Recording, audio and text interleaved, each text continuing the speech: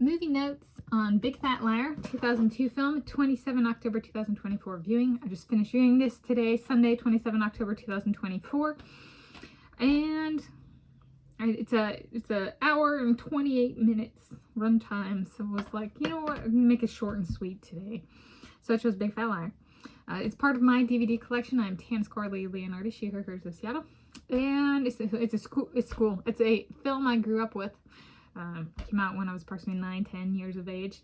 So yeah, I liked it a lot and bought the DVD, and I've watched it a number of times. So it was time to return. My description for this viewing is it's a fiction film about a male middle school / high school student with a female high school student friend trying to reveal the truth about a story he wrote that was taken by a big deal guy in Hollywood without providing proper attribution.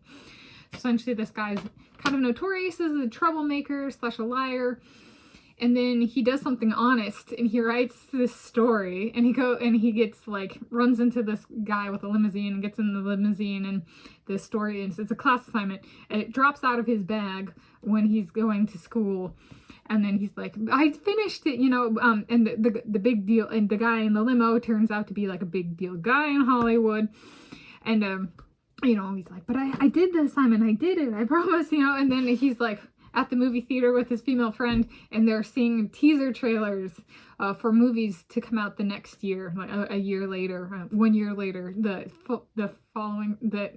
next summer's big hit kind of thing. And they see it in theaters, they see the teaser trailer in theaters, and then they see the next summer's big hit. It started being called the next summer's big hit because his story title was Big Fat Liar. And then they made a movie.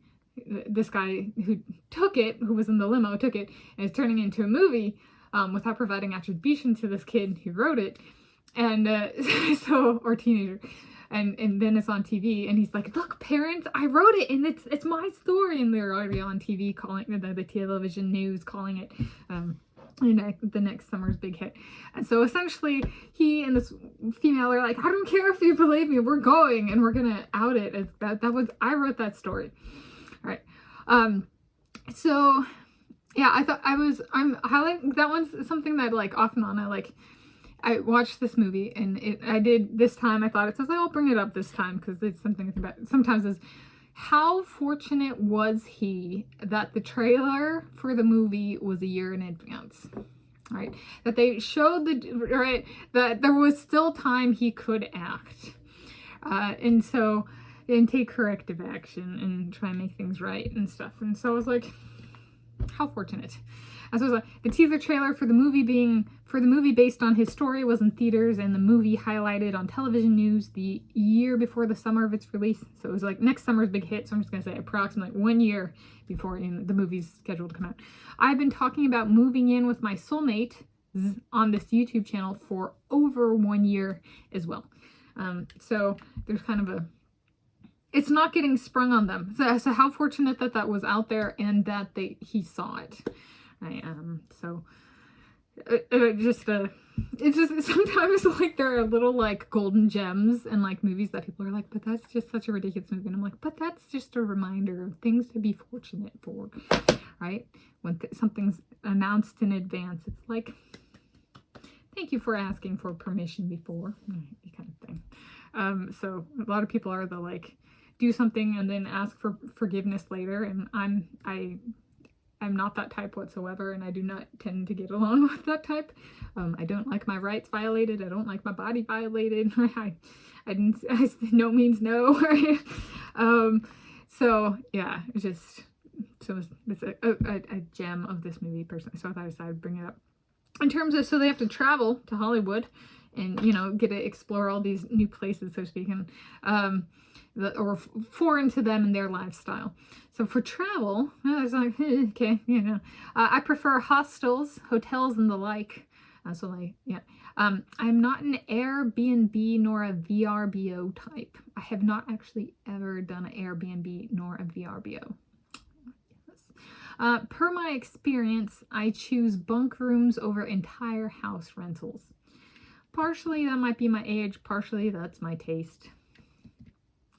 So I'm approximately 31 years of age. Approximately 31, 32 years of age. In that range, approximately. I'm 30 plus, over 30.00 years of age. And then I was thinking of this too, and I was like, yeah, so it's meant to communicate a little bit about the writer, that one story, if it turns into a big hit, that could be their like defining moment of their career, right? So it really gets to the like fight for one story kind of, like if we've written something and somebody takes it. It also gets at I think it does a really great job of like, they go through like prop rooms and they go through like run through sets and stuff like that. And it's just really good, and it gets into acting. It's really good. I thought like glimpse of Hollywood, like Universal Studios that I went to when I was growing up in a movie form. You know, so I thought I did an excellent job for like the entertainment industry, kind of thing, conveying some part of that. But I was thinking, I was like, okay, and the essence of like writing a story or writing a script. Let's work on my. I'm still waiting for my Mr. Darcy, my Josh. Is it my Josh or different on my full name? Let's work on Josh, right? Josh on arrival. Okay, he says, I am Josh, here to move Tanis in with me. My dad. All right, I did not catch your last name. Josh. I may have taken Leonhardi already. And so the move continues. So maybe Josh, even throws in at some point, we have a house we are thinking about buying, you guys, to my parents. I might just do it. And then I was like, okay, I think there's a huge, so my dad has a tendency to swat things down, even if the joke may come at the expense of the other person. So instead of trying to change my dad to be more upbeat in the moment, except he can be a bit downtrodden at times and the moving may be difficult enough. So trying to do our part on our end to make it positive, our end of make it positive. He has kind of always been that way. It may be unreasonable to ask him to change. So maybe us accepting it can help us move forward sooner. My mom is that way off and on, and she does not have a tendency for it. So yes, I think there's a bit of, my dad could make a joke and it could be kind of, it might come at the expense or be triggering or kind of like hurt a bit. And so I think, so then Josh coming to me, and it's kind of, it's a huge positive moment for Josh and I. But my parents are losing their child, right? And my parents love me. So for them, it's, you know, the valence here is positive and like super positive for Josh and I, and like negative, possibly, I hope not, but super negative for my parents. It's kind of like, so it's like huge Pride and Prejudice mismatch, right? They don't want to lose their daughter. But like, you know, the daughter loves this guy and wants to move in, and like they want to move forward with their life, but there's a clashing of heads there, right? Just the natural meaning of the moment. And so kind of taking into that account and being like, you know, change, and especially a person can change and work all they want for decades on being a more positive person, but it doesn't change the nature of that moment. And like, I haven't been through that moment before. My parents haven't been through that moment for me, nor their other offspring, or any of their offspring. So when going through a new moment in one's own life, right, you can hear all the stories you want, that it's still a first time through for the people involved. So in that sense of just being like, we're going to do our part to make it positive. So if something hurts us, realize he doesn't mean to hurt us, or if mom says something and it hurts us, realize it doesn't mean they're trying to hurt us, and try and like rebound, right? Remember, it's a move, it's a finite number of days, right? Get through it, make it upbeat for us, right? But it's a little bit of a clash.